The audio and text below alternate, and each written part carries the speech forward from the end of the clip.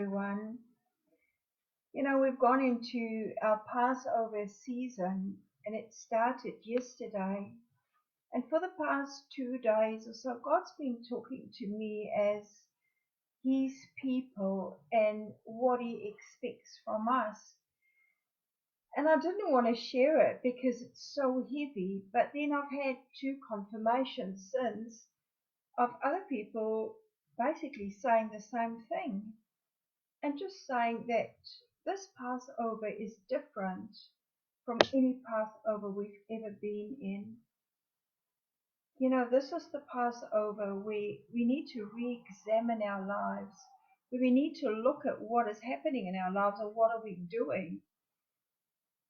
And maybe it is time for us to be still, that God has preordained this time for us to be still and to be able to relook at our lives and see where are we going. What does our lives look like? What does our relationship with God look like? Are we still where we're supposed to be?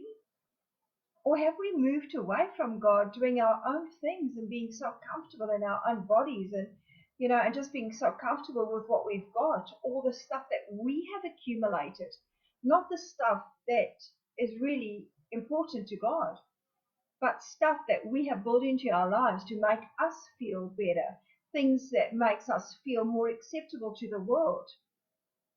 But God is saying that this Passover, He wants us to look at our lives. He wants us to look at what we are doing and change the way we are doing things, to get back to basics, get back to God again. I don't believe that this is any surprise or any kind of coincidence that all of this is happening in the Passover period. In Passover period this year, the whole world is in lockdown. Everybody has been told to calm down, get back to basics, get to themselves, and just stop. Stop with everything they're doing and just, I don't know, re-examine our lives. We're all in a place of being quite anxious about stuff. It's like everything we've ever relied on has been just the rug's been taken out from underneath us, and we don't know what we're doing. But this is the time where we need to get back to basics. This is the time where we need to make sure that our lives with God is right. It is the time now. When God freed the Israelites, He said to them when it came to Passover, the very first Passover, He said, take the blood of a lamb and put it on your doorpost. That way around you are protected, and that is what He wanted us to do, so that when the angel of death comes, He will know that we are protected. And I feel that this is what God wants us to do at this time, is to go and put the blood of the lamb on our doorpost, signifying that we are protected by the blood of God. But you know what? What the Israelites also had to do is they had to make sure that they've got no leavened bread. In other words, no sins. Everything had to be unleavened bread.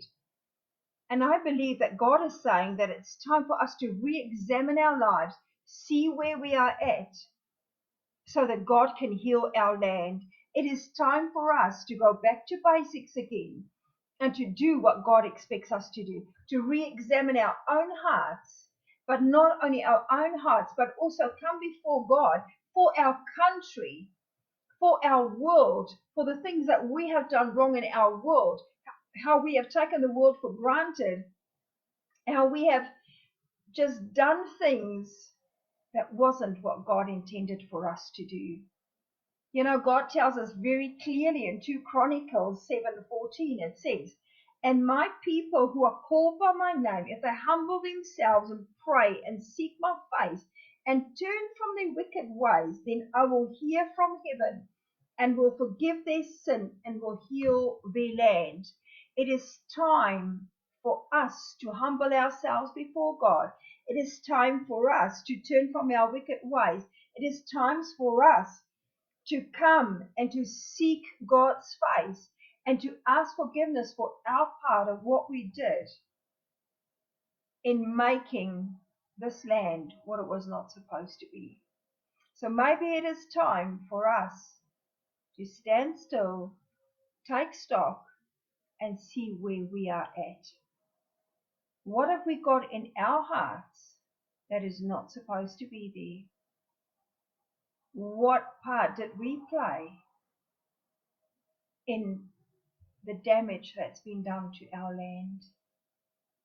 Maybe it is time for us to sit still, ask God, turn from our ways, and speak to God and ask Him forgiveness for what we have done wrong.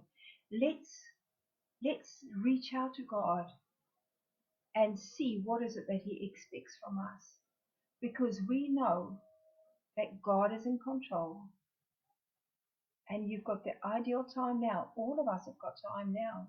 There's no excuse to sit before God and to hear what is God saying about this. And then apply the blood of the Lamb on our doorposts. But as long as we have sin in our lives, and as long as we harbor unforgiveness, offenses that's so easy to pick up, we cannot ask God to heal our land if we are still harboring all these things that is not from God. So maybe it is time that we relook at our lives, relook at what we're doing. You know, we stand on the eve of Good Friday, the day when Jesus gave His life for you and me, the day He died on a cross for our forgiveness. You know, that forgiveness is there for all of us. But it's the thing is, do we want it? Will we really humble ourselves and come face to face with the things that we've done wrong in life and ask God to heal us and our land? Maybe it is time for us to go back to basics. And I really just feel that there's somebody listening who's harboring such a lot of unforgiveness, who has picked up so many offenses that you don't even know where it started. All you know is that you have got people in your life, or you've had people in your life who's no more in your life. Because why? Because you picked up offenses and you have turned away from those people because they have offended you. And you've been carrying that hurt all along, dragging it behind you, making it part of your life. Maybe there's people in your past that you need to forgive, that you have never forgiven. Could it be a parent? Could it be a sibling? I don't know. But there's people in your life that you need to forgive. Not for their sake, but for your sake. If you do not forgive them, they will have a hold over your life forever. Give it to God. Give those offenses to God. Come and right standing again before God with a clean heart, a pure heart that is not full of offenses and unforgiveness, and clean hands, because the psalmist says, who can come before the Lord but he who has got a pure heart and clean hands? How clean is your hands? Are you doing the right things, or are you doing the wrong things? Maybe at the eve of Good Friday, it is time for you to relook at your life. Change those things. You've got time. That's the one thing all of us have got currently, is time. Make use of it. You don't want to get to the end of all of this and be the same as what you were at the beginning. Make sure that you use this lockdown time to come before God, so that at the end of this lockdown period, you can be who God created you to be. You could have left behind all the baggage you've been carrying, all those things that's been weighing you down. God is saying, come, The time is now. Come, let's reason this out. Even if your sin was red as scarlet, it will become white as snow. The time is now. Take time to spend with God. He died on a cross for you. And even though Easter looks different this year, we're still celebrating it. The fact that Jesus still died, that is not going to change. Just because we can't celebrate it the normal way doesn't mean that it's changed. God's forgiveness is still there. He still died. He still rose on the third day so that we can have victory. Maybe it's time that you live in the victory that Jesus gave you. Maybe it is time you lay down the past, lay down all the unforgiveness, lay down all the offenses, because you don't want the enemy to have that hold over you. You don't want the enemy to forever be able to speak into your life, because you've opened up a door for him through unforgiveness, through offenses, and you worry and you wonder why you can't have the victory. Maybe start at the basics.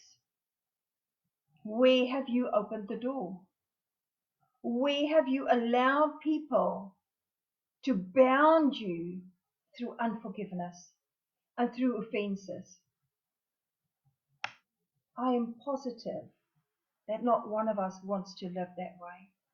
Not one of us wants to live in bondage. We all want to live victorious, but you can only do it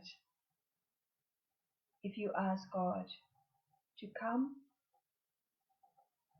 and talk to you about the things that you should get rid of in your life. You know what? Today's the day. Don't think that there's other days, because who knows?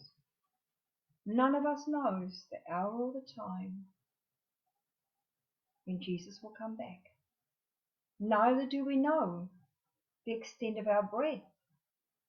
We don't know how long we're going to have breath in our lungs. So let's do this. Let's together spend time with God. Find out what is it that's holding us back. And then remember, apply the blood of the Lamb on your doorposts, because the victory is yours. Jesus died and he rose again so that we can be victorious.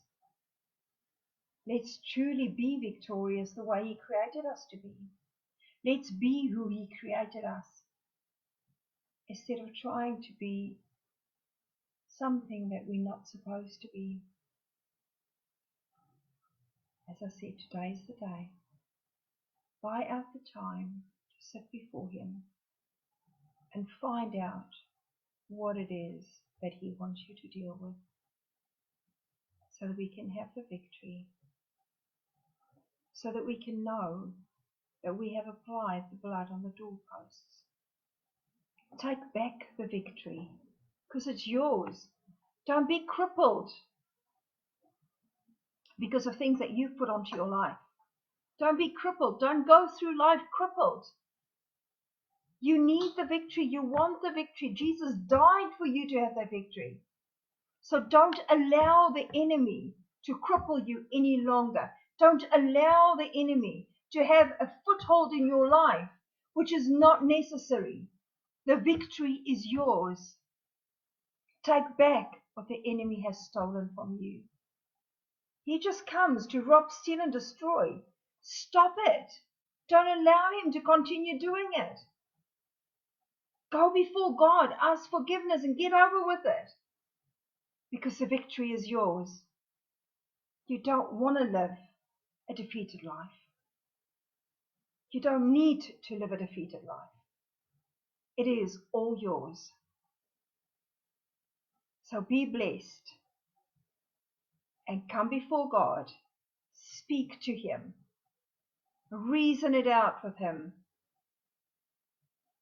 and allow Him to give you your victory back. Amen. Have a wonderful day, and we'll speak to you again tomorrow on Good Friday. Be blessed. Be safe. Bye.